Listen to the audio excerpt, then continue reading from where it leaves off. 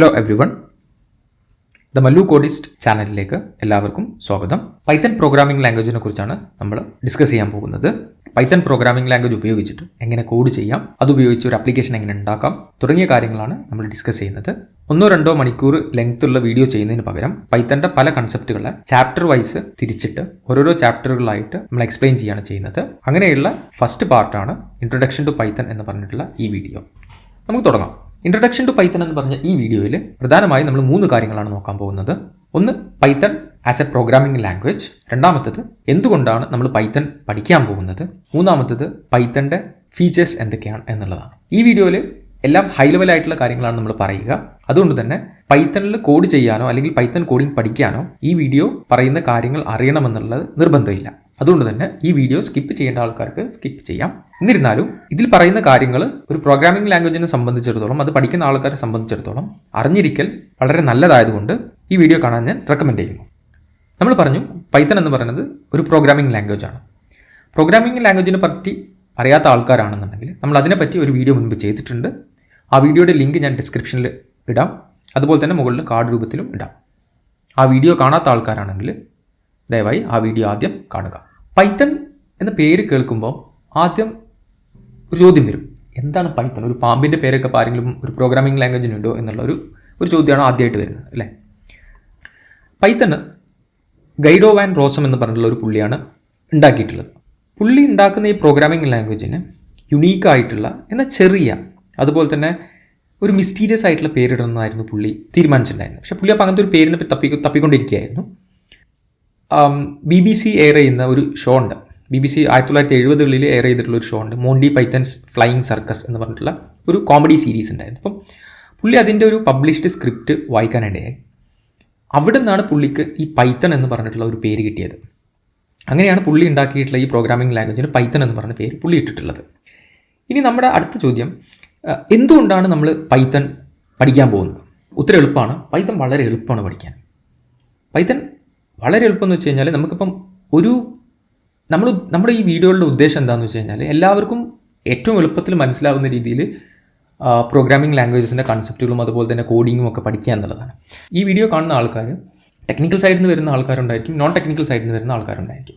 എല്ലാവർക്കും ഏറ്റവും പെട്ടെന്ന് മനസ്സിലാക്കുന്ന രീതിയിൽ പ്രോഗ്രാമിംഗ് പഠിക്കുക എന്നുള്ളത് കൊണ്ടാണ് നമ്മൾ ആദ്യം തന്നെ പൈത്തൺ സെലക്ട് ചെയ്തത്. മറ്റ് ലാംഗ്വേജുകൾ പഠിക്കുന്നതിനെ കമ്പയർ ചെയ്യുമ്പോൾ പൈത്തൺ പഠിക്കാനാണ് ഏറ്റവും എളുപ്പം. അതിന് പല കാരണങ്ങളുണ്ട്. ഒന്ന്, പൈത്തൻ്റെ സിൻടാക്സ് എന്ന് പറയുന്നത് വളരെ സിമ്പിളാണ്. ഇങ്ങനെ സിമ്പിൾ ആവുന്നത് കൊണ്ടുള്ളൊരു ഉപകാരം എന്താണെന്ന് വെച്ച് കഴിഞ്ഞാൽ നമ്മളെപ്പോഴും ഒരു ആപ്ലിക്കേഷനെ ഉണ്ടാക്കുന്നത് നമുക്കൊരു പ്രോബ്ലം ഉണ്ട്, ആ പ്രോബ്ലത്തിനുള്ളൊരു സൊല്യൂഷനായിട്ടാണ് നമ്മൾ പലപ്പോഴും കോഡ് ചെയ്യുക അല്ലെങ്കിൽ ഒരു ആപ്ലിക്കേഷൻ ഉണ്ടാക്കുക. അപ്പോൾ നമ്മൾ ഉദ്ദേശം എന്താണെന്ന് വെച്ച് കഴിഞ്ഞാൽ ആ പ്രോബ്ലത്തിനുള്ള സൊല്യൂഷൻ ഇംപ്ലിമെൻറ്റ് ചെയ്യുക എന്നുള്ളതായിരിക്കും നമ്മുടെ എപ്പോഴും എയിം. അതിപ്പം എങ്ങനെ ഇംപ്ലിമെൻറ്റ് ചെയ്യാം എന്നുള്ളതാണ് അടുത്ത ചോദ്യം വരുന്നത്. അതിപ്പോൾ പൈത്തൺ വെച്ചിട്ട് ഇംപ്ലിമെൻറ്റ് ചെയ്യണോ, ജാവ വെച്ചിട്ട് ഇംപ്ലിമെൻറ്റ് ചെയ്യണോ, അതല്ലെങ്കിൽ അത് വേറെ ഏതെങ്കിലും രീതിയിൽ ചെയ്യണോ എന്നുള്ളത് അതിൻ്റെ ഇംപ്ലിമെൻറ്റേഷൻ സൈഡിൽ വരുന്നതാണ്. അപ്പോൾ നമുക്ക് അങ്ങനത്തെ ഒരു സൊല്യൂഷന് ആദ്യം കിട്ടിക്കഴിഞ്ഞ് കഴിഞ്ഞാൽ നമ്മൾ അതിനെ ഇംപ്ലിമെൻറ്റ് ചെയ്യാൻ പോകുന്ന സമയത്ത് നമ്മൾ ഏറ്റവും എളുപ്പത്തിൽ അതെങ്ങനെ ഇംപ്ലിമെൻറ്റ് ചെയ്യാം എന്നുള്ളതാണ് നോക്കുക. കോംപ്ലിക്കേറ്റഡ് ആയിട്ടുള്ള ഒരു വേ ഉപയോഗിച്ച് അത് ഇംപ്ലിമെൻറ്റ് ചെയ്യുന്നതിനേക്കാളും നമ്മൾ ആദ്യം നോക്കുക എളുപ്പത്തിൽ അതെങ്ങനെ ഇംപ്ലിമെൻറ്റ് ചെയ്യാൻ പറ്റും എന്നുള്ളതാണ്. കാരണം നമ്മളെ സംബന്ധിച്ചിടത്തോളം അതിൻ്റെ സൊല്യൂഷനാണ് പ്രധാനമുള്ളത്. ഒരു ഉദാഹരണം പറയുകയാണെങ്കിൽ നിങ്ങൾക്കൊരു ഷോപ്പുണ്ട്. അപ്പോൾ ആ ഷോപ്പിൽ ബിസിനസ് ഇമ്പ്രൂവ് ചെയ്യാൻ വേണ്ടിയിട്ട് നിങ്ങൾ ഓൺലൈൻ സെല്ലിംഗ് പ്ലാറ്റ്ഫോം കൊണ്ടുവരികയാണ്. അപ്പോൾ ഇവിടെയുള്ള പ്രോബ്ലം സ്റ്റേറ്റ്മെൻറ്റ് എന്താണെന്ന് വെച്ച് കഴിഞ്ഞാൽ നിങ്ങളുടെ ബിസിനസ് ഇമ്പ്രൂവ് ചെയ്യണം. അതിനുള്ള ഒരു സൊല്യൂഷൻ എന്ന് പറയുന്നത് ഒരു ഓൺലൈൻ സെല്ലിംഗ് പോർട്ടൽ ഉണ്ടാക്കണം എന്നുള്ളതാണ്. അപ്പോൾ ഇവിടെ നിങ്ങളുടെ ഓൺലൈൻ സെല്ലിംഗ് പോർട്ടലിൻ്റെ അകത്തുള്ള ഫംഗ്ഷനാലിറ്റീസിനെ കുറിച്ചാണ് നിങ്ങൾ ഏറ്റവും കൂടുതൽ ബോദർ ചെയ്യേണ്ടത്, റാദർ ദാൻ അതെങ്ങനെ ഇംപ്ലിമെൻറ്റ് ചെയ്യും എന്നുള്ളതിനെ കമ്പയർ ചെയ്യുമ്പോൾ. കാരണം നിങ്ങൾക്കത് ജാവയിൽ ഇംപ്ലിമെൻറ്റ് ചെയ്യാം, പൈത്തണിൽ ഇംപ്ലിമെൻറ്റ് ചെയ്യാം, വേറെ ഏത് രീതിയിലും അത് ഇംപ്ലിമെൻറ്റ് ചെയ്യാം. പക്ഷേ നിങ്ങൾ എപ്പോഴും സെലക്ട് ചെയ്യുന്നത് ഏറ്റവും ഈസി ആയിട്ട് അത് എവിടെ ഇംപ്ലിമെൻറ്റ് ചെയ്യാൻ പറ്റും എന്നുള്ളതായിരിക്കും നിങ്ങൾ നോക്കുന്നുണ്ടാവുക. കാരണം എന്ന് വെച്ച് കഴിഞ്ഞാൽ നിങ്ങൾക്ക് എഫേർട്ട് ഏറ്റവും കൂടുതൽ നിങ്ങളുടെ ആ ഓൺലൈൻ സെല്ലിംഗ് പ്ലാറ്റ്ഫോം ഏറ്റവും എളുപ്പത്തിൽ ആൾക്കാർക്ക് യൂസ് ചെയ്യാൻ പറ്റുന്ന രീതിയിൽ ഉണ്ടാക്കുക എന്നുള്ളതായിരിക്കും. അപ്പോൾ നിങ്ങളുടെ എപ്പോഴും കോൺസെൻട്രേഷൻ പോകുന്നത് എപ്പോഴും ഈ ഒരു സൊല്യൂഷൻ എത്രയും ബെറ്റർ ആയിട്ട് കസ്റ്റമേഴ്സിന് കൊടുക്കുക എന്നുള്ളതായിരിക്കും, റാദർ ദാൻ അതിപ്പോൾ നിങ്ങൾ ജാവയിൽ ചെയ്യുന്നോ പൈത്തണിൽ ചെയ്യുന്നോ എന്നുള്ളതായിരിക്കില്ല. അതുപോലെ വേറൊരു എക്സാമ്പിൾ പറയുകയാണെങ്കിൽ, ഇപ്പം നിങ്ങളോടൊരു എസ്സേ എഴുതാൻ പറഞ്ഞു ഒരു ടോപ്പിക്കിനെ പറ്റി. ഓക്കെ, അപ്പോൾ ആ തന്നിരിക്കുന്ന ടോപ്പിക്കിനെ പറ്റി നിങ്ങൾക്ക് A to Z കാര്യങ്ങൾ അറിയാം, അതിൽ നിങ്ങൾ എക്സ്പേർട്ടാണ്. അപ്പം 2 ഓപ്ഷനാണ് തരുന്നത്. അപ്പം നിങ്ങൾക്ക് ഈ എസ്സേ മലയാളത്തിലും എഴുതാം, അതുപോലെ തന്നെ ഇംഗ്ലീഷിലും എഴുതാം. പക്ഷേ ഒരു പ്രശ്നം എന്താണെന്ന് വെച്ച് കഴിഞ്ഞാൽ ഇംഗ്ലീഷ് ഭാഷ നിങ്ങൾക്ക് അത്ര പരിചയമില്ല, നേരെ മറിച്ച് മലയാളം നിങ്ങൾക്ക് അറിയാവുന്ന ഭാഷയാണ്. അങ്ങനെയുള്ള കേസിൽ നിങ്ങൾക്ക് ആ ടോപ്പിക്കിനെ കുറിച്ച് മലയാളത്തിൽ എളുപ്പത്തിൽ എസ്സേ എഴുതാൻ പറ്റും കമ്പയർ ടു ഇംഗ്ലീഷ്. കാരണം എന്താണെന്ന് വെച്ചാൽ മലയാളം നിങ്ങൾക്ക് ഓൾറെഡി അറിയാവുന്നതാണ്. മലയാളം നിങ്ങളെ സംബന്ധിച്ചിടത്തോളം വളരെ എളുപ്പമുള്ളൊരു ലാംഗ്വേജാണ്. തിരിച്ച് ഇംഗ്ലീഷ് എന്ന് പറയുന്നത് നിങ്ങൾക്ക് അറിയില്ല, ഇച്ചിരി ഡിഫിക്കൽട്ടാണ്. ഈ സമയത്ത് നിങ്ങൾ എന്ത് ചെയ്യണം? നിങ്ങൾ ടോപ്പിക്കിലുള്ള കൺസെപ്റ്റുകൾ നിങ്ങൾ ഇംഗ്ലീഷിലോട്ട് കൺവേ ചെയ്യാൻ വേണ്ടി എഫേർട്ട് ഇടണം. അപ്പോൾ നിങ്ങൾ ഇംഗ്ലീഷിലും എഫേർട്ട് ഇടണം. അതുപോലെ തന്നെ നിങ്ങൾ ഈ ടോപ്പിക്ക് ഏറ്റവും ബെറ്റർ ആയിട്ട് എഴുതുന്ന ഏറ്റവും ബെറ്റർ കൺസെപ്റ്റ് അതിൻ്റെ അകത്തുനിന്ന് എടുത്തിട്ട് അതും ഇംപ്ലിമെൻറ്റ് ചെയ്യാൻ നോക്കണം. അതുപോലെ തന്നെ ഇംഗ്ലീഷിനെ കുറിച്ചും ചിന്തിക്കണം. അപ്പോൾ ഇവിടെ പൈത്തൺ എന്ന് പറയുന്നത് മലയാളം പോലെയാണ്. നിങ്ങൾ ആ ഭാഗത്തോട്ട് നിങ്ങൾ ചിന്തിക്കുക വേണ്ട. പകരം നിങ്ങൾ നിങ്ങളുടെ ടോപ്പിക്കിനെ പറ്റി മാത്രം ചിന്തിച്ചാൽ മതി. ഇതാണ് പൈത്തൺ എളുപ്പമാവുന്നതുകൊണ്ടുള്ള ഒരു ഗുണം എന്ന് പറയുന്നത്. ഇനി നമ്മൾ അടുത്ത സെക്ഷൻ എന്ന് പറയുന്നത് ഫീച്ചേഴ്സ് ഓഫ് പൈത്തൺ ആണ്. ഫീച്ചേഴ്സ് ഓഫ് പൈത്തൺ എന്ന് പറയുമ്പം ഒരു എക്സാമ്പിളിലൂടെ ഞാൻ പറയാം. നിങ്ങൾക്ക് കാറുകളെ പറ്റി ഒന്നും അറിയില്ല. ആ സമയത്ത് നമ്മൾ ആദ്യം തന്നെ കാറിൻ്റെ ബോണറ്റ് തുറന്നിട്ട് എഞ്ചിൻ ഊരിയിട്ട് എഞ്ചിൻ്റെ അകത്തുള്ള കാര്യങ്ങളല്ല പഠിക്കുക. പകരം നമ്മൾ കാറിൻ്റെ പൊതുവായിട്ടുള്ള കുറേ പ്രോപ്പർട്ടികൾ പഠിക്കും. ഫോർ എക്സാമ്പിൾ പറയുകയാണെങ്കിൽ കാറ് പല തരത്തിലുള്ള കളറിൽ അവൈലബിൾ ആണ്. കാറിന് 2 എഞ്ചിനുണ്ട്. ഒന്ന് പെട്രോളിലും കാർ വർക്കാവും, ഡീസലും ഉപയോഗിച്ചിട്ടും കാർ വർക്കാവും. 5 സീറ്റുള്ള കാറുണ്ട്, അതുപോലെ തന്നെ 7 സീറ്റുള്ള കാറുണ്ട്. കാറിൻ്റെ ABS ബ്രേക്കിംഗ് സിസ്റ്റം ഉണ്ട്, അതുപോലെ തന്നെ ഓട്ടോമാറ്റിക് ഗിയർ ബോക്സും മാനുവൽ ഗിയർ ബോക്സും ഉണ്ട്. അപ്പോൾ ഇങ്ങനെയുള്ള ഹൈ ലെവലായിട്ടുള്ള കാര്യങ്ങളാണ് നമ്മൾ ആദ്യം തന്നെ കാറിനെ പറ്റി പഠിക്കും. പിന്നെ അത് കഴിഞ്ഞിട്ടാണ് നമ്മൾ എന്ത് ചെയ്യും? കാർ ഓടിക്കാൻ പഠിക്കും. അത് കഴിഞ്ഞിട്ട് നമ്മൾ ഒന്നുകൂടെ അഡ്വാൻസ്ഡ് ലെവലിൽ ഇപ്പം ഒരു പഞ്ചറായിട്ടുള്ള ഒരു ടയർ മാറ്റാൻ പഠിക്കും. അത് കഴിഞ്ഞ് എഞ്ചിൻ ഓയിൽ ചെക്ക് ചെയ്യാൻ പഠിക്കും. അത് കഴിഞ്ഞ് കൂളൻ്റ് ഒഴിക്കാൻ പഠിക്കും. അങ്ങനെ ഗ്രാജുവലിയാണ് നമ്മൾ 1 by 1 ആയിട്ട് പഠിക്കുക.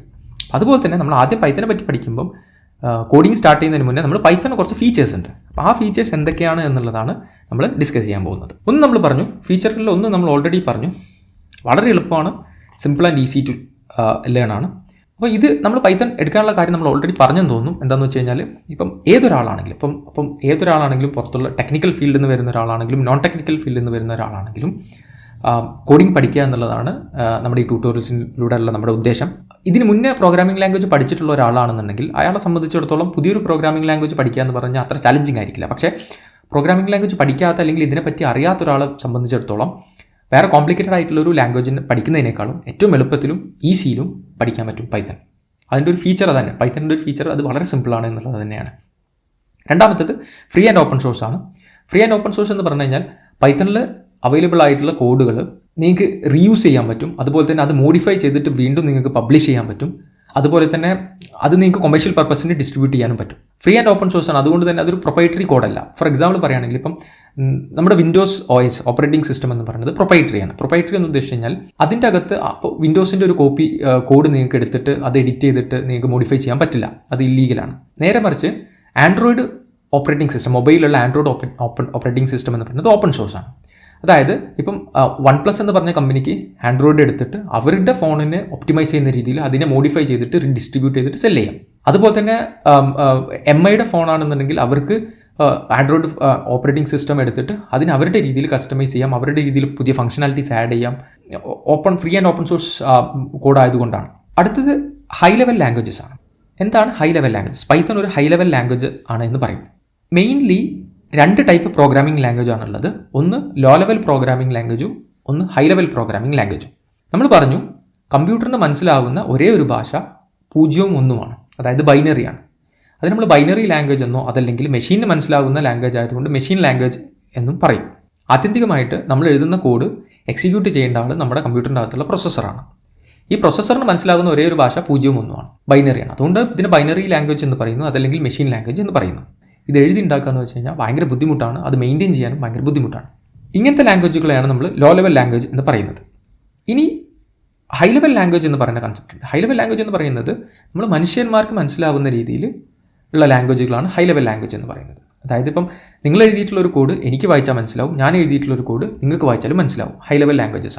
പൈത്തൺ ഒരു ഹൈ ലെവൽ ലാംഗ്വേജ് ആണ്. അതുകൊണ്ട് തന്നെ പൈത്തണിൽ കോഡ് എഴുതുക എന്ന് പറഞ്ഞു കഴിഞ്ഞാൽ അത് എളുപ്പമുള്ള കാര്യമാണ്. അതുപോലെ തന്നെ ആ എഴുതിയ കോഡ് മെയിൻറ്റെയിൻ ചെയ്യുക എന്ന് പറഞ്ഞു കഴിഞ്ഞാലും എളുപ്പമാണ് compared to low level languages. ഇത് പൈത്തണിൻ്റെ കേസ് മാത്രമല്ല, ഹൈ ലെവൽ ലാംഗ്വേജസ് ആയിട്ടുള്ള വേറെ ഏതൊരു പ്രോഗ്രാമിംഗ് ലാംഗ്വേജസ് എടുത്തു കഴിഞ്ഞ് കഴിഞ്ഞാലും compared to low level languages ആ കോഡ് എഴുതുന്നതിനും മെയിൻറ്റെയിൻ ചെയ്യുന്നതും ഈസിയാണ്. അതുപോലെ തന്നെ ഇപ്പം നമ്മുടെ എഴുതിയൊരു ആപ്ലിക്കേഷൻ്റെ അകത്ത്, നമ്മൾ എഴുതിയൊരു കോഡിൻ്റെ അകത്ത് എന്തെങ്കിലും എറർ വന്നു കഴിഞ്ഞാൽ, അതായത് ഇപ്പം നമ്മുടെ കോഡ് നമ്മൾ വിചാരിച്ച പോലെ പെർഫോം ചെയ്യുന്നില്ല എന്നുണ്ടെങ്കിൽ, അല്ലെങ്കിൽ എക്സിക്യൂട്ട് ചെയ്യുന്നില്ല എന്നുണ്ടെങ്കിൽ, അല്ലെങ്കിൽ ഏതെങ്കിലും ഒരു ഫംഗ്ഷനാലിറ്റിക്കകത്ത് നമ്മൾ എക്സ്പെക്ട് ചെയ്യുന്ന ഔട്ട്പുട്ട് കിട്ടുന്നില്ല എന്നുണ്ടെങ്കിൽ അതിനർത്ഥം നമ്മുടെ കോഡിൻ്റെ അകത്ത് എന്തെങ്കിലും ഇഷ്യൂ ഉണ്ട് എന്നാണ് അർത്ഥം, അല്ലെങ്കിൽ എന്തെങ്കിലും എറർ ഉണ്ട് എന്നാണ് അർത്ഥം.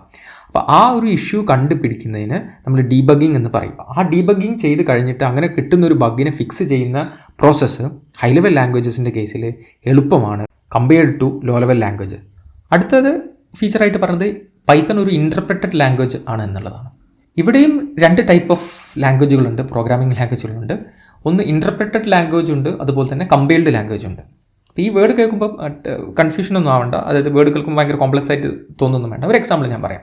ഈ ഇൻ്റർപ്രറ്റഡ് അല്ലെങ്കിൽ കമ്പൈലർ എന്ന് പറഞ്ഞു കഴിഞ്ഞാൽ നമുക്കൊരു റിയൽ ലൈഫിലുള്ളൊരു ട്രാൻസ്ലേറ്ററുമായിട്ട് നമുക്ക് കമ്പയർ ചെയ്യാൻ പറ്റും. അതായത് എനിക്ക് മലയാളം മാത്രമേ അറിയുള്ളൂ, എനിക്ക് ജാപ്പനീസ് ഭാഷ അറിയില്ല. എനിക്ക് ജാപ്പനീസ് അറിയാവുന്ന ഒരാളായിട്ട് കമ്മ്യൂണിക്കേറ്റ് ചെയ്യണമെന്നുണ്ടെങ്കിൽ എനിക്ക് ഒരു ട്രാൻസ്ലേറ്റർ ആവശ്യമുണ്ട്. അതായത് ഞാൻ പറയുന്ന മലയാളം ട്രാൻസ്ലേറ്റർ കേട്ടിട്ട് ട്രാൻസ്ലേറ്റർ അതിനെ ജാപ്പനീസ് ഭാഷയിലോട്ട് കൺവേർട്ട് ചെയ്തിട്ട് ആ കൺവേർട്ട് ചെയ്തത് ജാപ്പനീസ് അറിയാവുന്ന ആൾക്ക് പറഞ്ഞു കൊടുക്കും. അപ്പോൾ ഇവിടെ നമ്മൾ ട്രാൻസ്ലേറ്ററാണ് യൂസ് ചെയ്യുക. ഈ ട്രാൻസ്ലേറ്ററുടെ ജോലി എന്താണോ അതാണ് ഇവിടെ ഇൻ്റർപ്രറ്ററും അതുപോലെ തന്നെ കമ്പൈലറും ചെയ്യുന്നത്. അതായത് നമുക്ക് മനസ്സിലാവുന്ന ഈ ഹൈ ലെവൽ ലാംഗ്വേജിനെ ഇംഗ്ലീഷ് നമ്മൾ മനുഷ്യർക്ക് മനസ്സിലാവുന്ന ഹൈ ലെവൽ ലാംഗ്വേജിനെ മെഷീനിന് മനസ്സിലാവുന്ന 0-1 എന്ന് പറഞ്ഞിട്ടുള്ള ലാംഗ്വേജിലോട്ട് കൺവേർട്ട് ചെയ്യുകയാണ് നമ്മുടെ ഇൻ്റർപ്രറ്റർ ആയാലും അതുപോലെ തന്നെ കമ്പൈലർ ആയാലും ചെയ്യുന്നത്. പക്ഷേ അത് ചെയ്യുന്നത് രീതി വ്യത്യാസമുണ്ടെന്ന് മാത്രം. ഒരു ഉദാഹരണം പറയുകയാണെങ്കിൽ നമുക്ക് സിമ്പിളായിട്ട് ഒരു ചായ ഉണ്ടാക്കുന്ന എക്സാമ്പിൾ എങ്ങനെയാണെന്ന് നോക്കാം. ചായ ഉണ്ടാക്കുന്ന എക്സാമ്പിളിൽ നമുക്ക് ചായ ഉണ്ടാക്കാൻ അറിയില്ല. അപ്പോൾ നമ്മൾ ചായ ഉണ്ടാക്കാൻ അറിയാവുന്ന ഒരാളുടെ കയ്യിൽ നിന്ന് അതിനുള്ള സ്റ്റെപ്പുകൾ എഴുതി വാങ്ങിച്ചിട്ടുണ്ട്. ആദ്യം വെള്ളം ചൂടാക്കണം, തിളച്ച് വരുമ്പോൾ തേയിലിടണം, അത് കഴിഞ്ഞ് പഞ്ചസാര ഇടണം, അത് കഴിഞ്ഞ് പാൽ ഒഴിക്കണം. ഇങ്ങനെ ഒരു 4 സ്റ്റെപ്പിൽ നമുക്കൊരു ചായ ഉണ്ടാക്കാം. നമുക്കറിയില്ല. അപ്പോൾ നമ്മൾ ആദ്യം തന്നെ എന്താ ചെയ്യുക? ആദ്യം തന്നെ സ്റ്റെപ്പ് 1 വായിച്ചിട്ട് വെള്ളം വെക്കും. 2ാമത്തെ സ്റ്റെപ്പ് വെള്ളം തിളപ്പിക്കും. 3ാമത്തെ സ്റ്റെപ്പ് തേയിലിടും. 4ാമത്തെ സ്റ്റെപ്പ് പഞ്ചസാര ഇടും. 5ാമത്തെ സ്റ്റെപ്പ് നമ്മൾ പാലൊഴിക്കും. അപ്പോൾ നമ്മൾ സ്റ്റെപ്പായിട്ടാണ് നമ്മൾ എക്സിക്യൂട്ട് ചെയ്യുക, അല്ലേ? ഇങ്ങനെ സ്റ്റെപ്പ് ബൈ സ്റ്റെപ്പായിട്ട് റൺ ചെയ്യുന്നതിനെയാണ് ഇൻ്റർപ്രറ്റഡ് ലാംഗ്വേജസ് എന്ന് പറയുക. അതായത് നമ്മുടെ കോഡിൻ്റെ 1ാമത്തെ ഇൻസ്ട്രക്ഷൻസ് വായിക്കും, അതിനെ മെഷീനിന് മനസ്സിലാവുന്ന രീതിയിൽ മെഷീൻ ലാംഗ്വേജിലായിട്ടുള്ള 0-ലും 1-ലോട്ട് കൺവേർട്ട് ചെയ്യും. 2ാമത്തെ ലൈന് വായിക്കും, അതിനെ കൺവേർട്ട് ചെയ്യും. അങ്ങനെ ലൈൻ ബൈ ലൈനായിട്ട് എക്സിക്യൂഷൻ നടത്തും. ഇനി ഇതല്ലാതെ വേറൊരു കമ്പൈൽഡ് ലാംഗ്വേജസ് ഉണ്ട്. കമ്പൈൽഡ് ലാംഗ്വേജ് എന്താ ചെയ്യാന്ന് വെച്ച് കഴിഞ്ഞാൽ നമ്മൾ ഈ 5 സ്റ്റെപ്പും ആദ്യമേ അങ്ങ് വായിച്ച് കഴിഞ്ഞിട്ട് അതിനെ കൺവേർട്ട് ചെയ്ത് വെക്കും. അതായത് നമ്മുടെ എഴുതിയ പ്രോഗ്രാമിനെ 1ാമത്തെ ലൈൻ മുതൽ നമ്മുടെ അവസാനത്തെ ലൈൻ വരെ ഒരുമിച്ച് വായിച്ചിട്ട് അതിനെ നമ്മൾ എന്ത് ചെയ്യും? മെഷീനിന് മനസ്സിലാവുന്ന രീതിയായിട്ട് 0-1-ലോട്ട് മാറ്റിയിട്ട് അതാണ് നമ്മൾ ഉപയോഗിക്കുക കമ്പൈൽഡ് ലാംഗ്വേജ്. നമ്മളിപ്പം ഒരു കമ്പൈൽഡ് ലാംഗ്വേജസിലാണ് നമ്മളൊരു പ്രോഗ്രാം എഴുതിയിട്ടുള്ളത് എന്നുണ്ടെങ്കിൽ അത് ഫാസ്റ്റർ ആയിരിക്കും കമ്പയർഡ് ടു ഇൻ്റർപ്രറ്റഡ് ലാംഗ്വേജസ്. അത് കമ്പൈൽഡ് ലാംഗ്വേജിൻ്റെ ഒരു പ്ലസ് പോയിന്റ് ആണ്. പക്ഷേ കമ്പൈൽഡ് ലാംഗ്വേജിന് ഒരു നെഗറ്റീവ് സൈഡ് ഉണ്ട്. എന്താണെന്ന് വെച്ച് കഴിഞ്ഞാൽ കമ്പൈൽഡ് ലാംഗ്വേജിൻ്റെ നമ്മൾ കോഡിൽ എന്തെങ്കിലും ചേഞ്ചസ് മോഡിഫിക്കേഷൻസ് വരുത്തണം എന്നുണ്ടെങ്കിൽ ആദ്യം തൊട്ട് വീണ്ടും അതിനെ കമ്പൈൽ ചെയ്യാം. അതായത് ഒരു കോഡ് മോഡിഫിക്കേഷൻ വരുന്നുണ്ടെന്നുണ്ടെങ്കിൽ വീണ്ടും മോഡിഫൈ ചെയ്ത കോഡിനെ നമ്മൾ വീണ്ടും കമ്പൈൽ ചെയ്യേണ്ടി വരും. ഈ കമ്പൈലേഷൻ എന്ന് പറയുന്നത് ടൈം കൺസ്യൂമിംഗ് ആണ്. അത് അതിൻ്റെ ഒരു ഡിസഡ്വാൻറ്റേജസ് ആണ്. എന്നാൽ ഇൻ്റർപ്രറ്റഡ് ലാംഗ്വേജസിൻ്റെ കേസിൽ നമുക്കൊരു കോഡ് ചേഞ്ച് ഉണ്ട് എന്നുണ്ടെങ്കിൽ തന്നെ അത് നമ്മൾ റൺ ചെയ്യുന്ന സമയത്ത് തന്നെ നമുക്ക് ആ ചേഞ്ച് വരുത്തിയിട്ട് വീണ്ടും റൺ അടിച്ച് കഴിഞ്ഞ് കഴിഞ്ഞാൽ നമുക്ക് ആ ചേഞ്ചസ് റിഫ്ലക്റ്റ് ആയി വരും. അങ്ങനെ ഒരു പ്ലസ് പോയിന്റ് ഇൻ്റർപ്രറ്റഡ് ലാംഗ്വേജസിനും ഉണ്ട്. പൈത്തൺ എന്ന് പറയുന്നത് ഇൻ്റർപ്രറ്റഡ് ലാംഗ്വേജസിൻ്റെ കാറ്റഗറിയിൽ വരുന്നതാണ്. അതുകൊണ്ട് തന്നെ നമുക്കിത് റൺ ടൈമിൽ കോഡിൻ്റെ മോഡിഫിക്കേഷൻസ് നടത്തണമെന്നുണ്ടെങ്കിൽ നടത്താം. അടുത്ത പോയിന്റ് ഒബ്ജക്റ്റ് ഓറിയൻറ്റഡ് ആണ്. ഒബ്ജക്റ്റ് ഓറിയൻറ്റഡിനെ പറ്റി നമുക്ക് സെപ്പറേറ്റ് വീഡിയോ തന്നെ ഉണ്ടാക്കാം. എന്തായാലും നമ്മൾ പൈത്തൺ പഠിക്കുന്ന കൂട്ടത്തിൽ എന്തായാലും ഒരു മൊഡ്യൂൾ ഒബ്ജക്റ്റ് ഓറിയൻറ്റഡ് ആണ്. അപ്പോൾ ആ സെക്ഷൻ വരുന്ന സമയത്ത് നമുക്കതിന് ഡീറ്റെയിൽ ആയിട്ട് പറയാം. അവസാനത്തെ പോയിന്റ് നമ്മളിവിടെ പറയുന്നത് എക്സ്റ്റെൻസീവ് ലൈബ്രറി സപ്പോർട്ട് ഉണ്ട് എന്നുള്ളതാണ്. എന്താണ് ലൈബ്രറി എന്നുള്ളതാണ്? നമുക്കറിയാം, ലൈബ്രറി എന്ന് കേട്ടിട്ടുള്ള നമ്മളിപ്പം ലൈബ്രറി എന്ന് പറയുമ്പോൾ നമ്മൾ എന്ത് ചെയ്യും? അപ്പോൾ എന്തെങ്കിലും ഒരു പുസ്തകം വായിക്കണം എന്നുണ്ടെങ്കിൽ നമുക്ക് നേരെ എങ്ങോട്ട് പോവാം? ലൈബ്രറി പോകുന്നു, അവിടുന്ന് ഒരു പുസ്തകം എടുക്കുന്നു, നമ്മൾ വായിക്കുന്നു, തിരിച്ചു കൊടുക്കുന്നു. ഇതേ പുസ്തകം എന്ത് ചെയ്യാം? വേറൊരാൾക്ക് വേണമെന്നുണ്ടെങ്കിൽ ഇതേ ലൈബ്രറിയിൽ വന്നിട്ട് എടുത്തുകൊണ്ട് വായിക്കാം. ലൈബ്രറി എന്നുള്ളത് പ്രോഗ്രാമിംഗ് ലാംഗ്വേജസിനെ സംബന്ധിച്ചിടത്തോളം നമ്മളൊരു റീയൂസബിൾ പീസ് ഓഫ് കോഡിനെ പറയുന്ന പേരാണ് ലൈബ്രറി എന്ന് പറയുന്നത്. ഇവിടെ നമ്മൾ ബുക്ക് എന്ന കൺസെപ്റ്റ് പറയുമ്പോൾ നമ്മൾ പ്രോഗ്രാമിംഗ് ലാംഗ്വേജിൻ്റെ കൺസെപ്റ്റിൽ അതൊരു കോഡ് എന്ന് വേണമെങ്കിൽ പറയാം. ഒരു ഉദാഹരണം പറയുകയാണെങ്കിൽ നിങ്ങളൊരു മൊബൈൽ ആപ്ലിക്കേഷൻ ഉണ്ടാക്കുകയാണ്. മൊബൈൽ ആപ്ലിക്കേഷൻ ഉണ്ടാക്കുന്ന സമയത്ത് ഇൻ്റർനെറ്റുമായിട്ട് കണക്ട് ചെയ്തിട്ടുള്ള, അതായത് ഇൻ്റർനെറ്റ് ഉപയോഗിച്ച് വർക്ക് ചെയ്യുന്ന ഒരു മൊബൈൽ ആപ്ലിക്കേഷനാണ് നിങ്ങൾ ഉണ്ടാക്കുന്നത് എന്ന് വിചാരിക്കുക. ഈ ഒരു ആപ്ലിക്കേഷനിലെ ആദ്യത്തെ സ്റ്റെപ്പ് എന്താണെന്ന് വെച്ച് കഴിഞ്ഞാൽ ആരെങ്കിലും ഈ ആപ്ലിക്കേഷൻ ഓപ്പൺ ആക്കി വരുമ്പം ആദ്യം തന്നെ നമ്മുടെ ആപ്ലിക്കേഷൻ ചെയ്യേണ്ടത് ഇൻ്റർനെറ്റ് കണക്ഷൻ ഉണ്ടോ ഇല്ലേ എന്നുള്ളത് ചെക്ക് ചെയ്യാണ്. കാരണം ഇൻ്റർനെറ്റ് കണക്ഷൻ ഉണ്ടെങ്കിൽ മാത്രം നമ്മൾ ആപ്ലിക്കേഷൻ വർക്ക് ചെയ്യുള്ളൂ. അപ്പോൾ ഇൻ്റർനെറ്റ് കണക്ഷൻ ഇല്ല എന്നുണ്ടെങ്കിൽ നമ്മൾ ആപ്ലിക്കേഷൻ പറയും ഇൻ്റർനെറ്റ് കണക്ഷൻ ഇല്ല, ദയവായി ഇൻ്റർനെറ്റ് കണക്ട് ചെയ്യുക എന്ന് പറയും. ഇൻ്റർനെറ്റ് കണക്ഷൻ ഉണ്ട് എന്നുണ്ടെങ്കിൽ നമ്മുടെ ആപ്ലിക്കേഷന് എങ്ങനെയാണോ വർക്ക് ചെയ്യേണ്ടത് അതുപോലെ അത് വർക്ക് ചെയ്യും. ഇപ്പോൾ യൂട്യൂബിലൊക്കെ നമ്മൾ കണ്ടുകൊണ്ടിരിക്കുന്ന സമയത്ത് നിങ്ങൾ ഇൻ്റർനെറ്റ് ഓഫ് ചെയ്ത് കഴിഞ്ഞ് കഴിഞ്ഞാൽ യൂട്യൂബ് പറയും യു ആർ ഓഫ് ലൈൻ എന്ന് പറഞ്ഞിട്ടുള്ള ഒരു മെസ്സേജ് എഴുതി കാണിക്കും. തിരിച്ച് നിങ്ങൾ എപ്പോഴെങ്കിലും ഇൻ്റർനെറ്റ് കണക്ട് ചെയ്യുന്ന സമയത്ത് അത് ബാക്ക് ടു ഓൺലൈൻ എന്ന് പറഞ്ഞിട്ടുള്ള ഒരു മെസ്സേജ് എഴുതി കാണിക്കും. ഈ കോഡാണ് നിങ്ങൾ ആദ്യം തന്നെ എഴുതേണ്ടത്. ഈ കോഡ് നിങ്ങളുടെ ആപ്ലിക്കേഷൻ എഴുതുമ്പോൾ നിങ്ങൾ സ്ക്രാച്ച് ആദ്യം മുതൽ തന്നെ ലൈൻ ബൈ ലൈനായിട്ട് ഇൻ്റർനെറ്റ് ഉണ്ടോ ഇല്ലേ എന്നുള്ള ചെക്ക് ചെയ്യുന്ന കോഡ് എഴുതണം. പക്ഷേ നിങ്ങൾക്കറിയാം ഈ ഒരു സെയിം റിക്വയർമെൻറ്റ്, അതായത് ഇൻ്റർനെറ്റ് കണക്ഷൻ ഉണ്ടോ ഇല്ലേ എന്ന് ചെക്ക് ചെയ്യുന്ന റിക്വയർമെൻറ്റ് വേറെ ആപ്ലിക്കേഷൻ്റെ അകത്ത് കണ്ടിട്ടുണ്ടായിരിക്കും. അപ്പോൾ നിങ്ങൾ ചിന്തിക്കുകയാണ്, ഇതുപോലെ ആരെങ്കിലും ഇതിന് മുന്നേ ഇങ്ങനെ ഒരു പീസ് ഓഫ് കോഡ് എഴുതി വെച്ചിട്ടുണ്ടെങ്കിൽ ആ കോഡ് എനിക്ക് കിട്ടുകയാണെന്നുണ്ടെങ്കിൽ അതെനിക്ക് എൻ്റെ ആപ്ലിക്കേഷൻ്റെ അകത്ത് എനിക്ക് യൂസ് ചെയ്യാം. അങ്ങനെ വന്നു കഴിഞ്ഞ് കഴിഞ്ഞാൽ ഞാൻ വീണ്ടും ആദ്യം തൊട്ട് അത് എഴുതാൻ നിൽക്കേണ്ട കാര്യമില്ല. അപ്പോൾ നമ്മളെന്ന് വെച്ച് കഴിഞ്ഞാൽ നമ്മുടെ ആ കോഡ് റീയൂസബിളായി. ഇനിയിപ്പം ഇതുപോലെ തന്നെ നാളെ ഇപ്പോൾ വേറൊരാൾ ഇതേപോലെ ഇൻ്റർനെറ്റ് കണക്ഷൻ ഉണ്ടോ ഇല്ല എന്നുള്ള ചെക്ക് ചെയ്യുന്ന ആപ്ലിക്കേഷൻ ചെയ്താണെങ്കിൽ പുള്ളിക്കും ഇതേ കോഡ് റീയൂസ് ചെയ്യാൻ പറ്റും. ഇതാണ് ലൈബ്രറി എന്ന് പറഞ്ഞ കൺസെപ്റ്റ്. റിയൽ ലൈഫിലെ ലൈബ്രറി എന്ന് പറയുമ്പോൾ നമുക്ക് പല സെക്ഷൻസ് ഉണ്ടായിരിക്കും. ഇപ്പം ഹിസ്റ്ററിയുടെ സെക്ഷൻ ഉണ്ടായിരിക്കും, സയൻസിൻ്റെ സെക്ഷൻ ഉണ്ടായിരിക്കും, ഇപ്പം സയൻസിൽ തന്നെ മാത്സിനായിട്ടൊരു സെപ്പറേറ്റ് സെക്ഷൻ ഉണ്ടായിരിക്കും. ഇപ്പം നിങ്ങളുടെ ഒരു ആപ്ലിക്കേഷൻ്റെ അകത്ത് നിങ്ങൾക്ക് മാത്സിൻ്റെ സ്ക്വയർ റൂട്ട് കാണണം, അല്ലെങ്കിൽ ഒരു മാത്സിൽ ഒരു നമ്പറിൻ്റെ ഫാക്ടോറിയൽ കാണണം. അപ്പം നിങ്ങൾ എന്താ ചെയ്യുക? അപ്പം നിങ്ങൾ നേരെ മാത്തമാറ്റിക്കൽ കാര്യങ്ങൾ ഡീല് ചെയ്യുന്ന പൈത്തൻ്റെ ലൈബ്രറി ഉണ്ടോ എന്ന് പോയി നോക്കും. ആ ലൈബ്രറിക്കകത്ത് ഫാക്ടോറിയൽ കാണുന്ന കോഡ് ഉണ്ടോ നോക്കും. ഉണ്ടെന്നുണ്ടെങ്കിൽ അത് റീയൂസ് ചെയ്യും. നിങ്ങൾ ആ ഫാക്ടോറിയൽ കാണുന്ന ലോജിക്ക് നിങ്ങൾ സ്ക്രാച്ചിൽ നിന്ന് എഴുതി ഉണ്ടാക്കണ്ട. അപ്പോൾ ഇങ്ങനെയുള്ള നിരവധി ലൈബ്രറികൾ പൈത്തൻ്റെ അകത്ത് എക്സ്റ്റെൻസീവ് ആയിട്ടുണ്ട്. അപ്പോൾ ഇത്രയും ഫീച്ചേഴ്സാണ് നമ്മൾ മെയിൻലി ഡിസ്കസ് ചെയ്യുന്നത്. ഇനി അടുത്ത വീഡിയോകളിൽ നമ്മൾ പൈത്തൻ്റെ ഇൻസ്റ്റലേഷനെ പറ്റി പറയും. അത് കഴിഞ്ഞിട്ട് പൈത്തൻ്റെ IDE സെലക്ട് ചെയ്യുന്നതിനെ പറ്റി പറയും. അത് കഴിഞ്ഞിട്ടായിരിക്കും മിക്കവാറും നമ്മൾ പൈത്തൻ്റെ കോഡിംഗ് സ്റ്റാർട്ട് ചെയ്യുക. ഇതുവരെ പറഞ്ഞ കാര്യങ്ങൾ എല്ലാവർക്കും മനസ്സിലായി എന്ന് കരുതുന്നു. ഇഷ്ടപ്പെട്ടെങ്കിൽ ലൈക്ക് ചെയ്യുക, സബ്സ്ക്രൈബ് ചെയ്യുക. അതുപോലെ തന്നെ കോഡിംഗ് പഠിക്കാൻ താല്പര്യമുള്ള ആൾക്കാരുണ്ടെന്നുണ്ടെങ്കിൽ നിങ്ങളുടെ ഫ്രണ്ട് സർക്കിളിൽ ആരെങ്കിലും ഉണ്ടെന്നുണ്ടെങ്കിൽ ഷെയർ ചെയ്യുക. നിങ്ങളുടെ അഭിപ്രായങ്ങളും അതുപോലെ തന്നെ നിങ്ങൾക്ക് എന്തെങ്കിലും സംശയങ്ങളുണ്ടെന്നുണ്ടെങ്കിൽ കമൻ്റായിട്ടും രേഖപ്പെടുത്തുക. Thank you.